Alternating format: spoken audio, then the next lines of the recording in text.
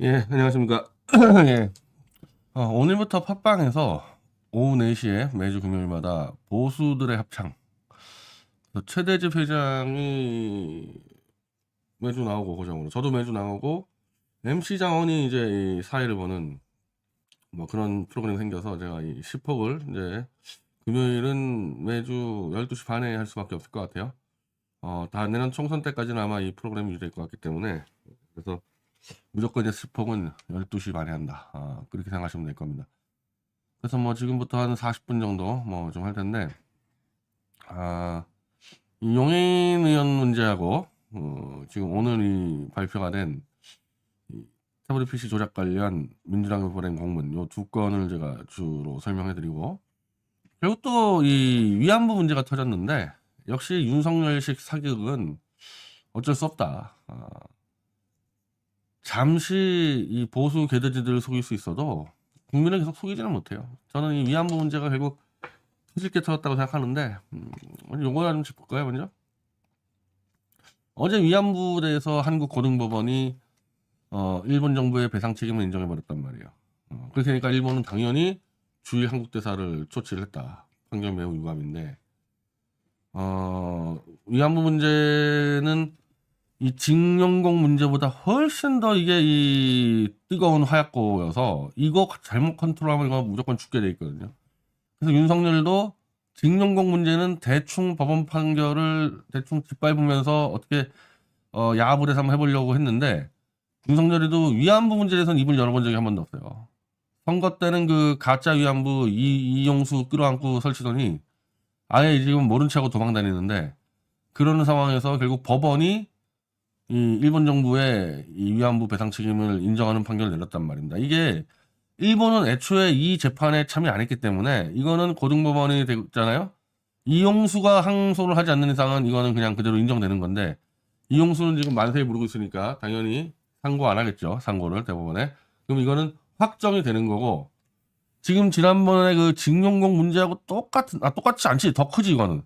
그 징용공 문제는 일본 기업에 대한 재산의 압류 문제인데, 이거는 일본 정부를 상대로 해서 이겼기 때문에, 한마디로 징용공 문제를 처리하려고 한국 정부가 한다면은 일본 내 정부 재산을 뺏어가야 되는, 한국 내. 그러니까 한국 내 일본 재산 뭡니까? 일본 대사관 있잖아요. 일본 대사관 건물, 땅, 그거 뺏어야 되는 상태가 벌어진 거야. 이거를. 그러니까 윤석열이라는 놈이 진짜 일본과의 관계를 제대로 풀려고 그랬으면요, 이 위안 문제를 정리했어야 되거든. 근데 룰루랄라 사기만 치고 다니고, 실제 법원에서는 그냥 원래 전통적으로 해왔던 그대로, 우린 뭐 위안부 그러면 무조건 일본 놈이 나쁜 놈들, 일본 놈이 대한민국 어린애들 끌고 가서 강제로 막 성폭행하고, 이런 거 알고 있잖아요. 뭐 그대로 때려버린 거지 법원이. 그리고 어차피 일본 정부가 소송에 대응도 안 했으니까. 이거 왜 관리 안 했습니까? 그렇게 일본하고 관계를 잘 푼다고 자신하고, 윤석열 만세 불러댔던 그 변절놈들, 다 보수 변절자들, 조갑제, 이 문제 왜 해결 안 했어? 이거부터 해결했어야지. 이제 이거는 해결 방법이 없어. 이거 확정 판결입니다. 이거 지금 대법에 안 가기 때문에. 그리고 제가 말했듯이 징용공 문제하고 위안부 문제는 거의 1000배 이상 차이의 화력이에요. 징용공은 대한민국 국민들이 그냥 좀 노무적으로 약간 뭐 급여를 못 받았구나, 뭐 이런 정도 생각하는데, 이 위안부 문제는 강제로 어린 소녀들이 끌려가서 성폭행 당하고 이렇게 알고 있는데, 그걸 법원이 이겼어. 근데 이제 일본 정부의 재산을 압류해야 되는데 윤석열이가 할 수 있어요, 이거? 그렇게 기시다한테 가서 기어다니는 놈이 이거 할 수 있냐고. 당장 이거 이제 상고 기간이 뭐 14일인가요? 7일인가 14일인가? 그 뒤에 뻔한데 어떻게 할지, 이 이용수나 이런 애들 윤미향이까지 설치면서 이제 일본 대사관 앞에서 이 건물 내놔라, 땅 내놔라, 이렇게 할 거라고. 그리고 법적으로는 당연히 한국 정부가 일본 정부 땅 그거 뺏어야 돼요, 건물하고. 그거 안 하려고 그러면 지난번에 징용공처럼 또 가가지고 사기쳐가지고 한국 기업들한테 대신 받아주겠다. 저는 저희 미디어치에 아마 위안부 검색하면 뭐 수십 편의 기사가 있을 텐데, 저는 이용수를 비롯한 지금 이 윤미향이가 키워낸 그 할머니들 다 가짜라 생각합니다.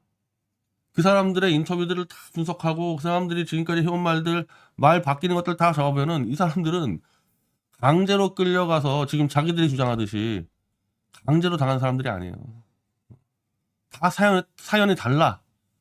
할머니 한 명 한 명마다 다 사연도 다르고 지역도 다르고, 특히 이용수 같은 경우는 이거는 아무리 이거를 봐도 이용수는 일본군 위안부였던 경력이 아닐 것 같다. 이 사람은 아예. 그러니까 이런 문제잖아요. 우리 미디어체에 들어온 지 얼마 안 되는 민주당 지지자들이 그럼 강제로 안 끌려갔다는 얘기지 위안부 있다는 얘기는 없다는 얘기냐? 위안부는 있어요. 근데 일본 정부나 일본 군대가 길가를 걸어다니는 대한민국 조선의 어린 소녀를 강제로 납치해서 데려간 사례는 없다. 지금까지 확인한 바로는. 그럼 이용수는 뭐냐? 사기꾼이다. 사기꾼이에요. 한번 미디어치에서 이용수 검색해 보세요. 쭉 보면은 얼마나 많은 거짓말을 했는지가 다 드러납니다. 그 이용수만 사기꾼이 나머지는 아니냐? 아니에요. 최소한 지금 이렇게 윤미향이가 이 나대면서 선전했던 그 할머니들은 다 이상해. 한 명도 빼주면 다 이상해. 다 이상하다는 얘기 뭐예요? 원래 원 진술은 자기들이 돈 벌러 그냥 간 건데, 요게 윤미향이를 만나면서 조금씩 바뀝니다. 진술이. 강제로 끌려간 걸로. 그럼 어느 경우든 이 사람도 나이가 많다면서요. 첫 번째 진술이 가장 신뢰성 있는 거 아닙니까? 첫 번째 진술은 92년도에 나온 위안부 책 보면요. 다 강제로 끌려간 사람 한 명도 없어. 다 자발적으로 갔다 얘기가 나와. 아니면 뭐 속아서 팔려갔다 뭐 집안에 이런 정도. 근데 이게 윤미향이를 만나면서 다 말이 바뀌는 거야. 강제로 했던 게. 이거 정말 심각할 정도의 국민 사기극이죠. 이건 이대로 잡아버리는데 윤석열이가 이런 거를 할 수 있을까? 윤석열이도 윤미향이나 이용수 못지않게 사기에 치는데 일각에 있는 인간이 이거 정말 엄청난 진실투쟁해야 되거든요. 이거 할 수 있겠냐고. 근데 일본한테 잘 보이고는 싶지. 그러니까 이 윤석열은 여기서 확 지금 압사당하게 생겼죠. 이거 압사당하게.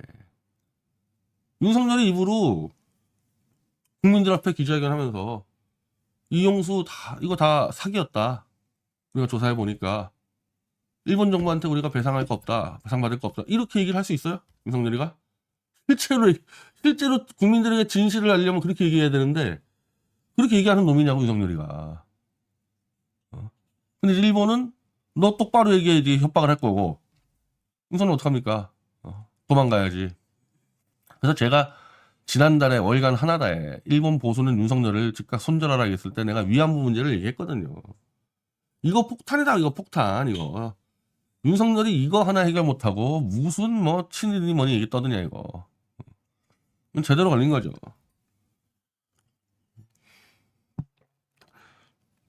이 문제는 나중에 우리가 윤석열을 끌어내리고, 오늘 이 주제이기도 하지만 진보 버전의 윤석열 퇴진당도 나올 거고요. 그게 지금 송영길 용해인당이죠. 그리고 이 당이 성공을 하면 보수 버전 윤석열 퇴진당이 나와서 뒤따라갈 텐데, 이 위안부 문제는 보수 버전의 윤석열 퇴진당에서밖에 해결을 못합니다. 이건 내가 볼 때 이 진보 버전에 대해서도 해결 안 돼요. 근데 해결이 안 되면 이거는 일본과의 관계는 못 풀게 돼 있습니다. 이 문제 못 풀면.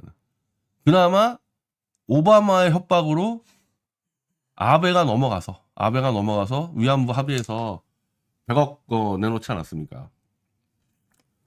그게 한국으로서는 가장 좋은 해법이 아니라기보다는 가장 이익을 취한 해법이죠. 좋은 해법은 아니야. 왜? 그것도 진실에 기반하지 않은 해법이니까.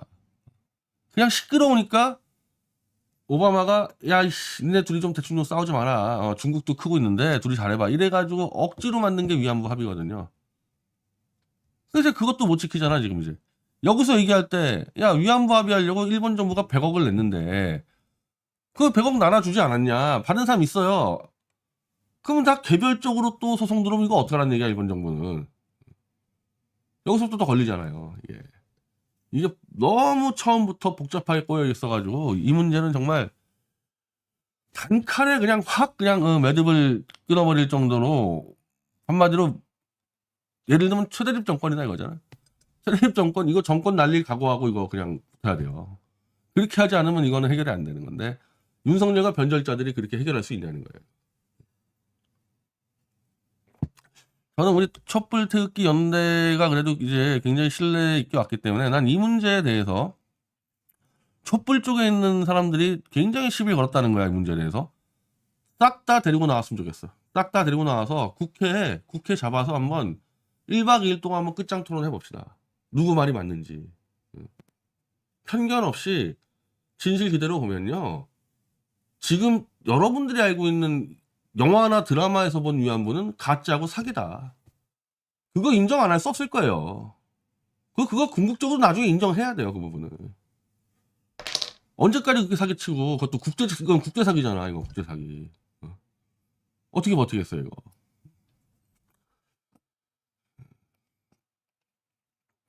자, 용해인 오늘 이제 이 공식적으로 선거연합정당 제안 너무 말이 많다는 생각이 좀 들었어요. 제가 볼 땐 너무 말이 많아. 이런 거는 정말 내가 아까 말했듯이 한 칼에 치는 거거든요. 그러면 탁탁탁 꽂혀야 되는데 너무 말이 많다. 그렇지만은 필요한 말은 다 들어갔다. 많은 말 속에서 필요한 말은 다 들어갔다.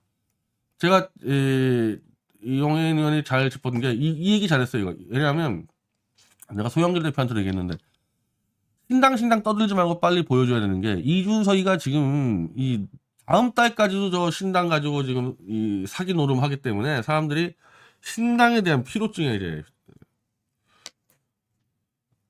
실제로 그리고 이준석은 신당 안 할 겁니다. 그리고 조국 신당 안 할 거예요.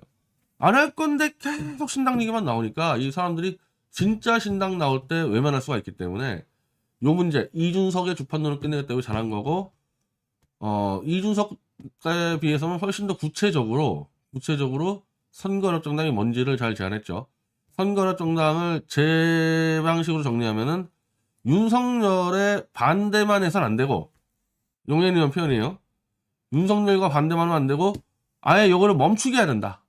그러니까 이준석이도 윤석열에게 반대를 하는 듯한 사기를 치니까 그것만 가지고 안 되고 윤석열을 멈추게 할 정도의 이제 한마디로 퇴진까지 가는 사람들의 정당이다. 여기는. 그래서 제3지대가 아니라 제4지대라 그러는 건 뭐냐면 제1지대는 저기 윤석열 당이겠죠. 2지대 민주당이고 3지대는 윤석열 반대하는 당이고 4지대는 윤석열을 퇴진시키는 당이다. 그렇게 정리를 했어요. 그렇게. 그리고 진보적인 정치 개혁 아젠다가 있어야 된다. 한마디로 제가 볼 때는 진보 정당임을 분명히 했기 때문에 애초에 저는 이 당이 이 구성원들의 요소로 볼 때 진보 정당이 될 수밖에 없다. 그러니까 윤석열 퇴진당이긴 하지만은 이거는 진보 버전이다. 그 생각을 했는데 역시나 어쩔 수가 없는 게 기본소득당이라는 당을 전체를 들고 왔기 때문에 그 당의 성향이 진보적이잖아요. 그걸 뭐 뺄 수 없는 거 아닙니까, 이 문제를. 그나마 이 당을 할 때는 당명을 내려놓겠다. 이 당명이 기본소득당이기 때문에 저는 기본적으로 이 기본소득을 뭘로 주장하는지 모르겠는데 이재명식 기본소득이면 저는 무조건 반대합니다. 이재명식 기본소득이면은 김종인식 기본소득이면은 그냥 고려해볼 만하고. 근데 저는 이 기본소득당의 전체를 누리지 않았지만은 전체적으로 이재명식 기본소득이거든요. 그럼 저는 그건 하면 안 된다는 입장이에요. 그러니까 기본소득을 전면에 내거는 그 정당에 대해서는 제가 좀 약간 지원하기가 약간 좀 부담스럽죠. 그러니까 용해인 의원은 기본소득당에는 당명도 내려놓겠다. 당명도. 그러니까 추상적인 차원에서 진보적 이 노선은 되겠지만은 무조건 뭐 기본소득당의 메인 테마를 갖다 걸어놓고 다 동의하라 그렇게 안 하겠다는 거거든요. 그래서 윤석열 정권의 폭정을 멈춰 세우는 것이 국민의 명령이다. 그래서 요 정도 내세우면은 다른 뭐 제가 동의하지 않는 진보 아젠다가 물 밑에 숨어 있어도 당연히 제가 지원할 수 있는 거고 보수는 어떻게 되는 거냐. 그러니까 이 얘기가 처음에 촛불태극기 연대에서부터 나왔기 때문에 그런데 제가 오늘 최대지 회장이랑 얘기를 하겠지만 뭐 얘기하다 마나 저랑 생각 똑같을 겁니다. 예. 이미 촛불태극기 연합방에서 최대지 회장이 이거를 당신들이 성공시키면은 자기도 보수 버전으로 만들겠다 이렇게 했기 때문에 보수는 일단 이 당을 태블릿 조작을 같이 주장한다. 요 전제로 이 당을 전폭적으로 도와주되 보수 버전이 만들 때는 보수는 글로 가서 만들면 된다. 그래서 윤석열 퇴진당을 좌우 하나씩 만들어서 윤석열을 끝장내겠다. 이렇게 되는 겁니다.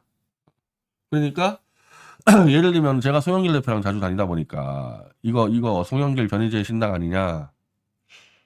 제가 제 신당이라고 얘기해도 좋을 정도로 이 당을 돕긴 돕겠지만 제가 이 당에서 뭐 당직을 맡는다거나 아니 뭐 지금 이 당은 지금 비례정당이잖아요. 비례대표 내가 순번을 받는다거나 뭐 그런 일은 없을 겁니다.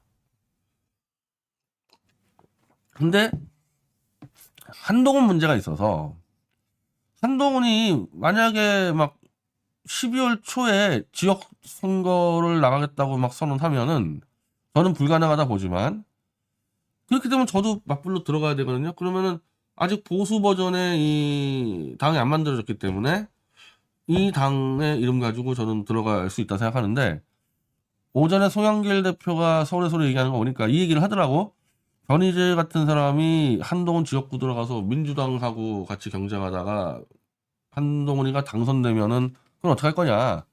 그렇게 되진 않겠다고 하는데 제가 그때 설명을 한 바가 있는데 제가 한동훈 지역구에 들어가서 4월까지 선거운동에서 내가 한동훈을 선거로 이긴다는 그 생각이 전혀 아니에요. 저는 한동훈의 범죄를 그 지역에 있는 모든 유권자들과 이 기자들에게 알려서 한동훈을 스스로 자백해서 감옥에 가도록 하는 그 목적으로 나온 거지 제가 한동훈과 표경쟁하려고 나온 거 아닙니다. 저는 한동훈의 범죄를 알리려고 나가는 거란 말이에요. 그래서 뭐 완주를 뭐 할 필요가 있을까? 한 열흘만 뛰면은 한동훈이 아웃될 텐데. 네. 그럼 거기서 뭐 민주당이 하든 말든 뭐 알아서 하는 건데. 다만 민주당에 누가 한동훈과 붙을지 모르겠는데 한동훈의 목을 잡을 수 있는 사람은 저지. 민주당 전체 169석이 다 덤벼도 한동훈한테 한대요. 지금 보여줬잖아 지금까지. 한동훈한테 얻어 터지고 짓밟히는 거 보여줬잖아요. 그 정도로 무능해 민주당 지금 이 현역 의원들은. 그래서 내가 들어가는데 왜 민주당 의원하고 한동훈 대결을 방해하냐? 그건 완전히 잘못된 발상이라는 거예요. 민주당이 하도 못 잡으니까 내가 오죽하면 들어가냐 이거야. 만약에 민주당 사람들이 한동훈을 잘 잡았으면 제가 들어갈 이유가 뭐가 있습니까 여기까지. 저는 이미 한동훈 범죄를 다 잡았는데 이걸 민주당이 알아서 해결해주면 되는 거지 내가 왜 출마까지 하냔 말이야. 혹시라도 이렇게까지 얘기할게요. 한동훈과 맞붙을 민주당의 출마자가 이 태블릿 조작을 정확히 이해해서 한동훈이 이걸로 잡을 수 있겠다. 그럼 제가 출마 안 할 수도 있는 거죠.